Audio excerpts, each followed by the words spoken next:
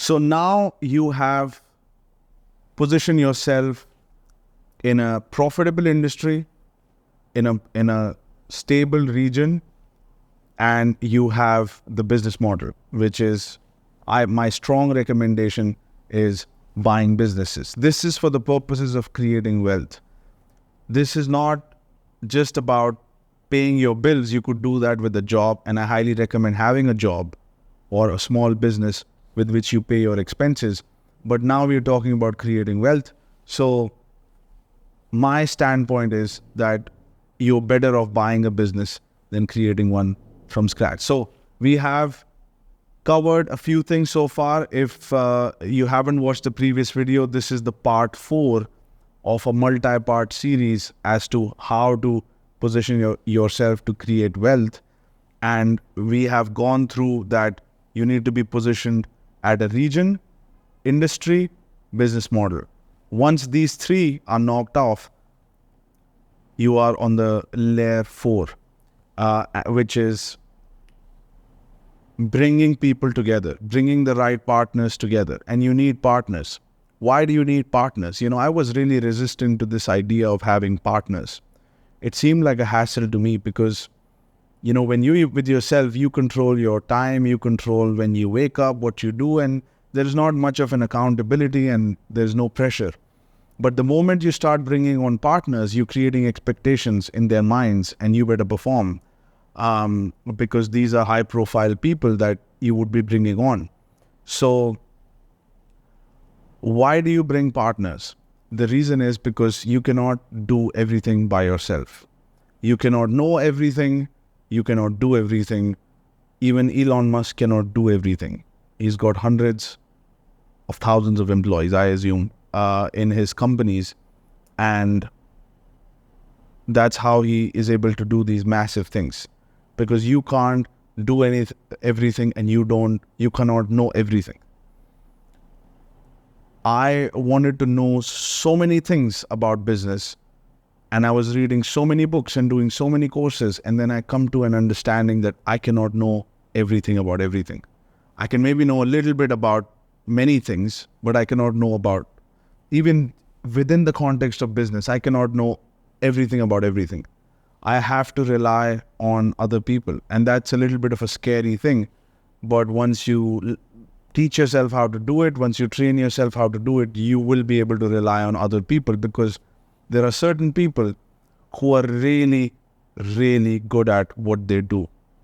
And it just blows my mind, and it just brings tears to my eyes when I see what some of these guys can do. I mean, I've got a lawyer from one of the top law firms. When he starts speaking, I'm just all ears. And I want to cry, because this guy has spent like 30 years of his life working in top law firms that advise governments, top banks. He's advised on billion-dollar deals. And when he talks about structuring transactions and doing things to protect risk and what types of risk there are, I mean, he's just pouring 40 years of experience into me. And that's so much more valuable than a book. I'm in favor of reading books, but I'm saying that human experience, and not a lot of people know about him, because he has dealt with the most elite group of people. He hasn't been exposed to the masses. He's been behind conference rooms and private office spaces, and not a lot of people might know about him. He doesn't like fame or publicity, but the top banks and that elite group of individuals know who he is. And he's advised on a $13 billion bank merger. So someone like that from a legal background on your team, I mean, advising you on how to structure things. And he has seen big successes and he has seen big failures. And he's bringing all of that experience on the table.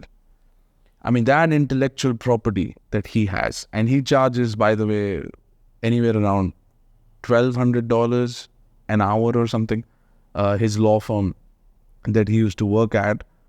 And I mean, just imagine a guy like that just pouring his wisdom on you, because he's your business partner. He's not your lawyer as in a consultant. He's a business partner. And and you have aligned interests. So imagine having someone like that in your company, and how much trouble, how much pain would you be in a position to avoid if you have someone like that on your team. Another individual, he was a CEO, he's a CEO of two healthcare big hospitals in Abu Dhabi and Saudi Arabia. And that these hospitals were owned by a private equity firm, and now they are owned by a public company. And he reports to the public company, he's the group CEO, and he has been managing these businesses and making them more and more profitable. And he's got 30 years of experience doing that. I mean, imagine all of that. Even if I read a book that's written by someone who has done it 30 years, I wouldn't know all the intricacies. And I cannot interact with a book. I can interact with a person. And there is no substitute for experience, right? So especially if you're young, if you're entering into a arena, a zone, an industry where you don't have that much of an understanding or knowledge, you have to partner up with someone who has been in that industry for 30 years, 25, 30 years. So let's break this down. Who do you need in your team? So that's why you build a team, because there is no way, even if you're very sincere, very focused, you read a lot of books, there's no way that you would know all of that. Even if you have been to the, all those Ivy League universities, Harvard, Oxford, still a lot of the people complain when they get out of college. I went to the college, I came back, and I still don't know almost anything. I only know like a few things that I learned in the college, and almost everything else I don't know. I'm confused. What do I do? So that's the reason you create an alliance. And this is the reason, this is the layer 4 of positioning, because you are bringing the top minds in your region together. And business has several aspects. You've got finance, which deals with how to allocate capital and how to raise capital and how to use capital to create more and more revenue and profits, and how do you effectively allocate and structure capital. Then you've got accounting, which is as the money that's coming in which pockets to put in, and how everything is divided, what's revenue, profit, EBITDA, net profit, gross profit, cash flow statement. How do you monitor? That's like kind of like a scoreboard in a game. That's accounting. And based on that, you take decisions financially. And then you've got operations, which is how do you manage people, how everything is connected with everything, and how operations is connected with accounting and finance. And then finally, you've got legal compliance, because when you have a huge exposure in terms of business, you have got legal risks. So you want to make sure you have proper lawyers that can study the documents from the banks, that can make you be aware of certain things because they are aware of it, and because they've had experience over the years in that. So you've got lawyers. So you've got legal aspect of the business, because business is structured in a legal jurisdiction. You've got finance, allocating capital, accounting, understanding how much money you've made, and what's the position of the business, and then operations.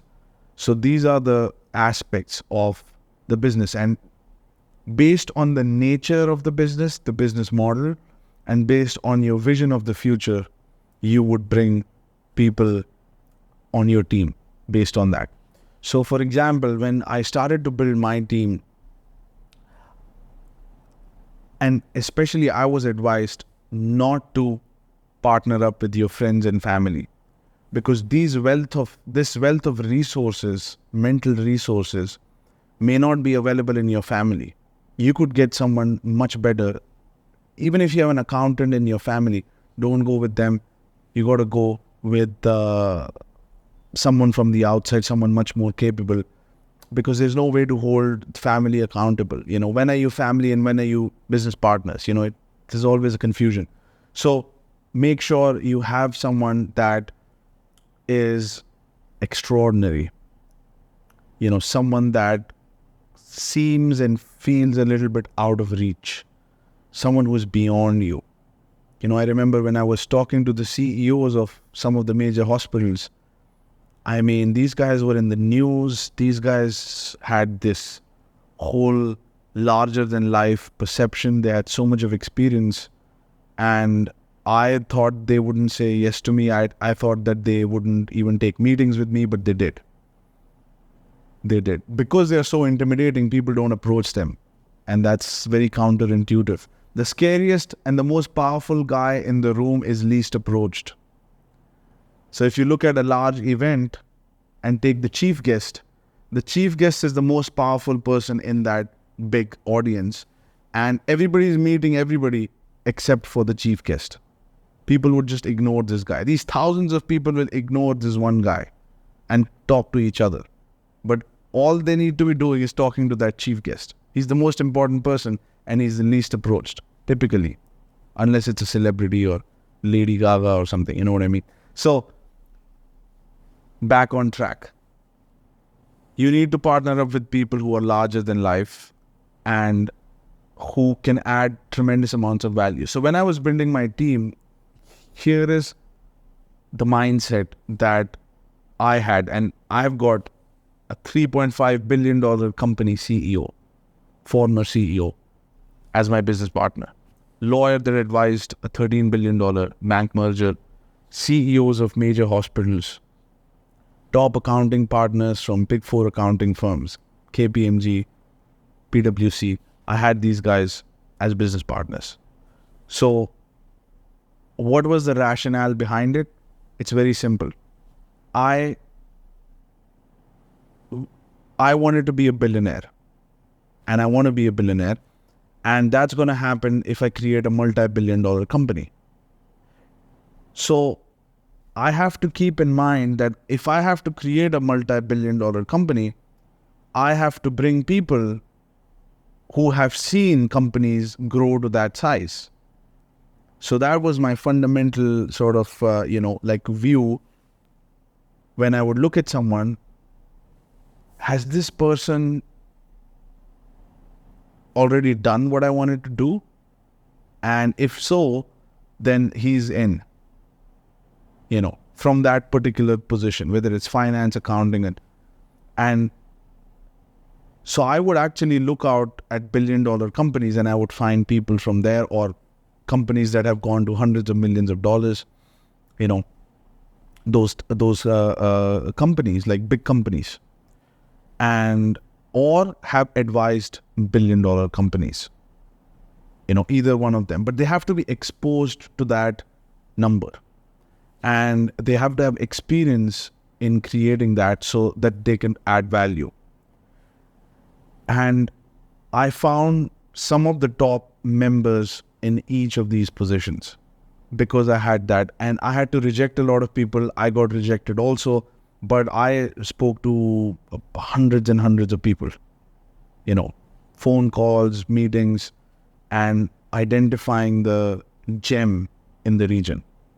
And that's really how you pick the business partners. It's not, calling up your friend, your best friend, do you want to get into business? Let's do something exciting, and, or your brother or something. Some people do it, it works out, it's fine. But typically you want to align yourself with these high-powered individuals who have seen things happen, who have done things. And you want to create an alliance with these people. And systematically, if you observe what I'm saying, layer by layer, your position is becoming like more and more powerful. As you bring one person on your team, you have access to one powerful mind, and that gets attached to you. Another powerful mind that gets attached to you. Another person, and your position starts expanding. And before you know it, you are in a position where you have access to royal family members, in my case, major wealth funds, private equity firms, public companies, contacts that these guys have acquired over 30 years, and like so much of experience on the team And before you know it, like, you have access to this wealth of information, knowledge, and experience that you would not have been able to acquire through reading. It just won't happen. And it's very interactive, and something happened in the space. Even now when I do board meetings, I go in and there's just this space, because you've got these individuals with 30 years of experience. You've got around 200 years of experience in the room, like very specific, like specialized experience.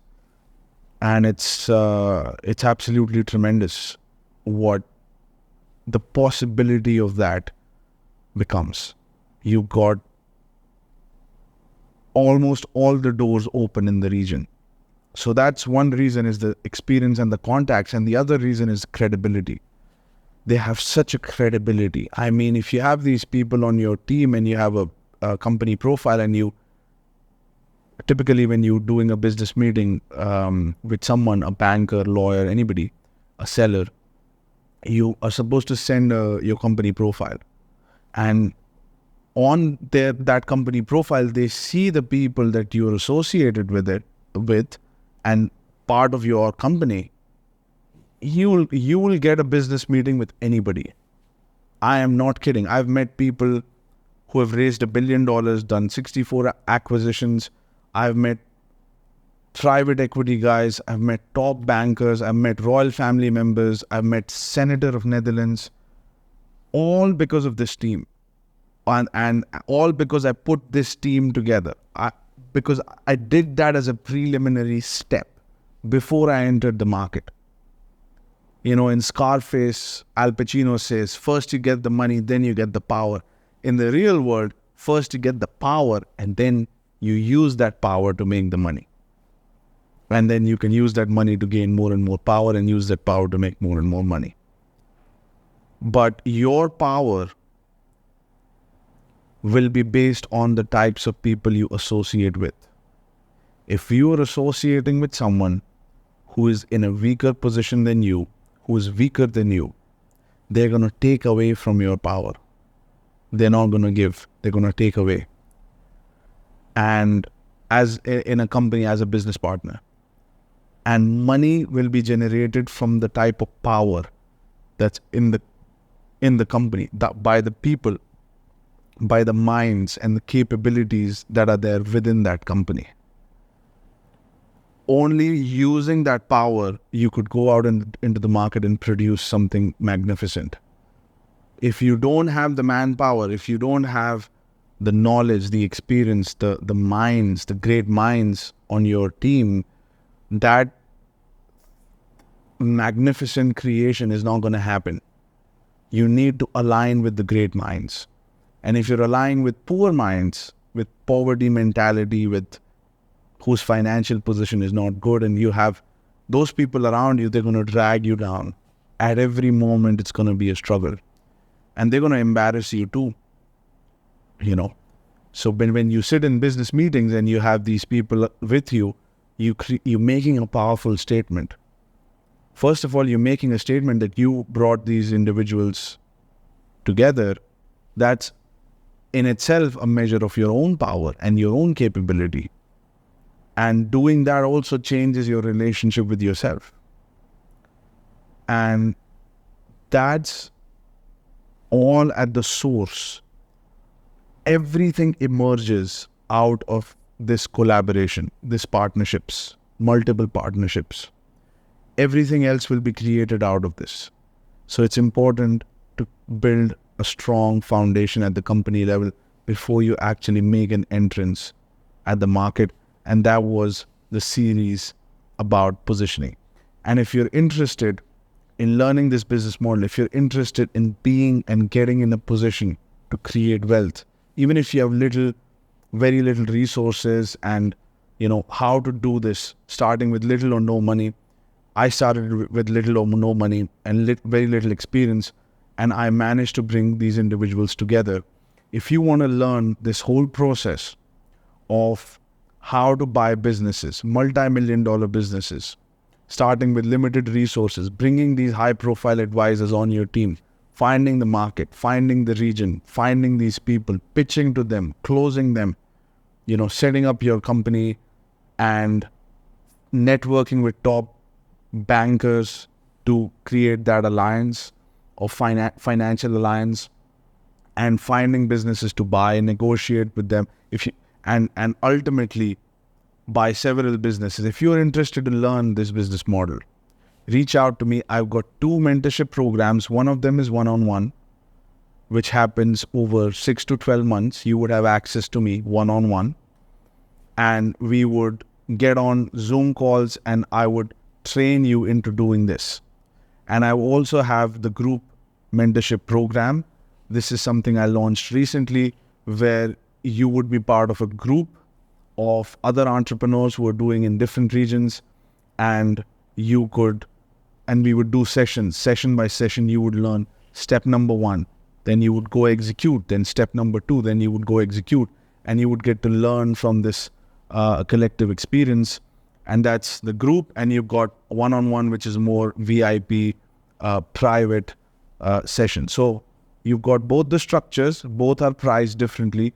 If you're interested in this, I am willing to offer you 1 free consultation call where we would discover what is it that you want, what are you planning. And I only talk to serious entrepreneurs. So if you're interested, if you're a serious entrepreneur, if you want to make your dreams a reality, if you were compelled by what I shared with you, reach out to me and let's discuss what might be possible between us.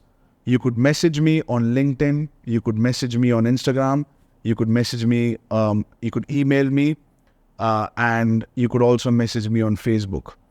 And just refer to this video and send me a message that I'm interested in one-on-one or group mentorship that you referred in the video, and I will have you fill up a form so I have more information about you, who you are, and then you would have to qualify for the call. So once you fill the form, I would look into your situation and see if you qualify, if this is the right thing for you.